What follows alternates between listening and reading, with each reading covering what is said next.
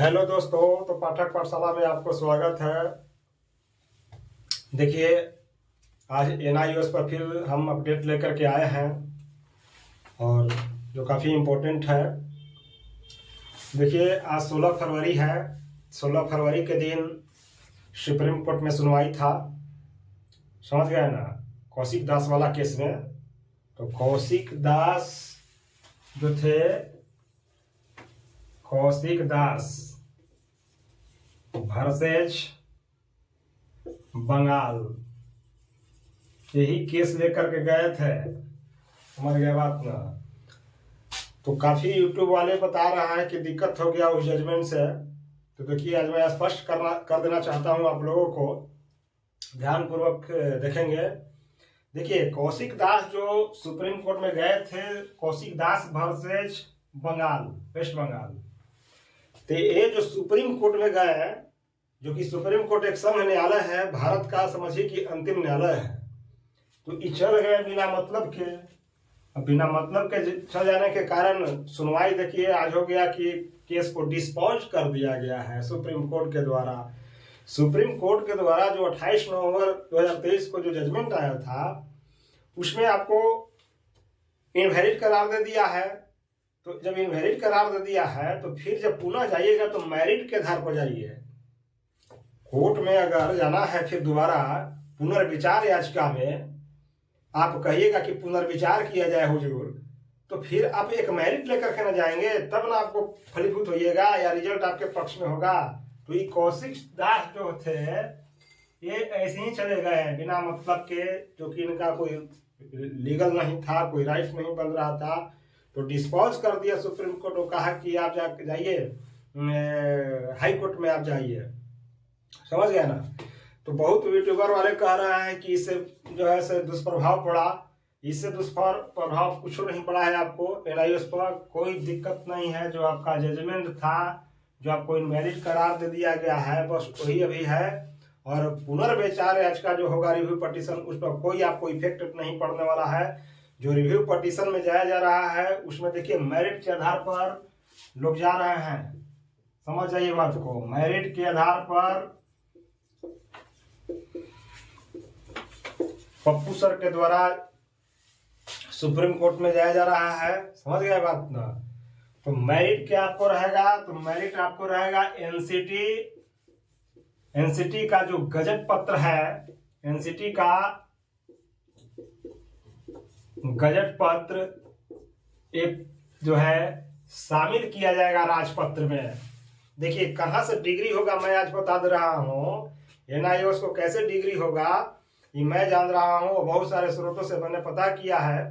आप लोगों के लिए मैं दिन रात एक काम कर रहा हूं, क्योंकि आप लोगों के भविष्य के बारे में मुझे अत्यधिक चिंता है, क्योंकि आप लोगों ने बहुत मेहनत करके एनआईओएस डीएलएड का डिग्री प्राप्त किए, और अंत में देखिए आप लोगों का जब समय आया तो इनवैलिड करार दे दिया गया है। तो मैं बहुत सारे स्रोतों से पता किया हूं कि कैसे आप लोग को वैलिड होगा, और वही सुप्रीम कोर्ट, जो सुप्रीम कोर्ट ने आपको इनवैलिड किया, वही सुप्रीम कोर्ट, माननीय सुप्रीम कोर्ट आपको वैलिड करार देगा। क्योंकि उसके पास जब गजट पत्र जाएगा, मेरिट जब जाएगा, तो मेरिट के आधार पर कोर्ट का नियम है, समझे ना।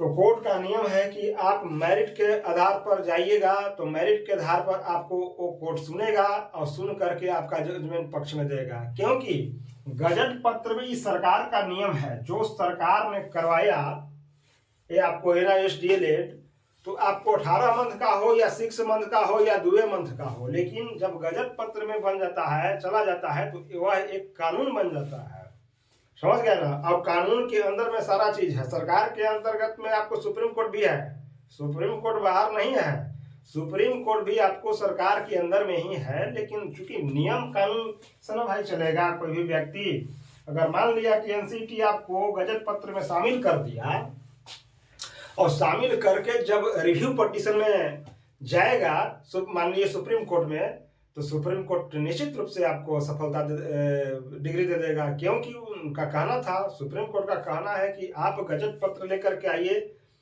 तब हम आपको डिग्री कर देंगे। जब वहाँ बहस चल रहा था, जो 28/11 का जो जजमेंट आया, उसमें भी वहाँ कहा गया था कि आपको गजट पत्र में शामिल नहीं किया गया है, गजट पत्र आप दिखाइए। चूंकि आपको अपोज में वकील जो अपोजिट जो आपको वकील है विपक्षी, वो तो भाई काट करेगा ना। अब उसका आपको जवाब नहीं है, तो जवाब जब मिल जाएगा तो आपको निश्चित रूप से आपको सफलता मिल जाएगी। समझ गया ना। ये 18 महीने का कोर्स थोड़ी है, 18 माह का ही जो लोग कर रहा है थोड़ी है। मैं कल वीडियो में भी आप लोगों को बताया था 6 माह का इंटर्नशिप कहाँ गया। जो ऑलरेडी शिक्षक थे वो 2 बरस का एक्सपीरियंस मांग रहा था उसमें एडमिशन में, तो 6 माह तो इनको ऐसे ही हो गया इंटर्नशिप। यही चीज आपको नहीं समझाया वकील सुप्रीम कोर्ट में। जब सुप्रीम कोर्ट में यही चीज को समझा दिया होता तो मैं समझता हूं कि आप लोगों को कोई दिक्कत नहीं था। लेकिन दिक्कत यहाँ इस बात की हुआ कि वहां समझा नहीं पाया वकील। दिक्कत तो यहाँ पे हुआ ना। और दूसरा दिक्कत यहाँ हुआ कि एनसीटी गजट पत्र बनाया नहीं, तो जब गजट पत्र में नहीं शामिल किया तो वहां पे आपको दिक्कत हो गया। कोई भी कोर्ट जो है कागज के आधार पर जजमेंट देता है, समझ गया ना। मौखिक थोड़ी आप बोल रही है कुछ हो और यह कागज है ये नहीं है आपको, तो मौखिक के आधार पर जजमेंट नहीं देता, कागज देख के जजमेंट देता है। कोई भी कोर्ट का नियम है कि कागज देख करके जजमेंट देता है। कागज आपके पास था नहीं। दूसरा बात कि आपको वकील समझाने में असमर्थ था, समझा नहीं पाया। 6 महीना का इंटर्नशिप वाला बात वहां आया तो इस पोर्शन को नहीं समझाना, दुर्भाग्य की ओर संकेत किया ना, इनवैलिड करार दिया आपको। समझिए मामूली बात है। आप लोगों ने मेहनत किया, इतने वर्षों से लगा और अंत में आपको इनवैलिड करार दे दिया। क्या आप समझ रहे हैं? मामूली बात है। समझिए कि बहुत समस्या से आप लोग गुजर रहे हैं, मैं जान रहा हूं। विद्यार्थी जीवन कोई साधारण जीवन नहीं होता है। आप लोगों ने खर्च किया, काफी मेहनत किया, सेंटर पर जा जाके आप लोगों ने शुक्रवार और शनिवार को आप शनिवार और रविवार को जाकर के आप लोगों ने ट्रेनिंग किया।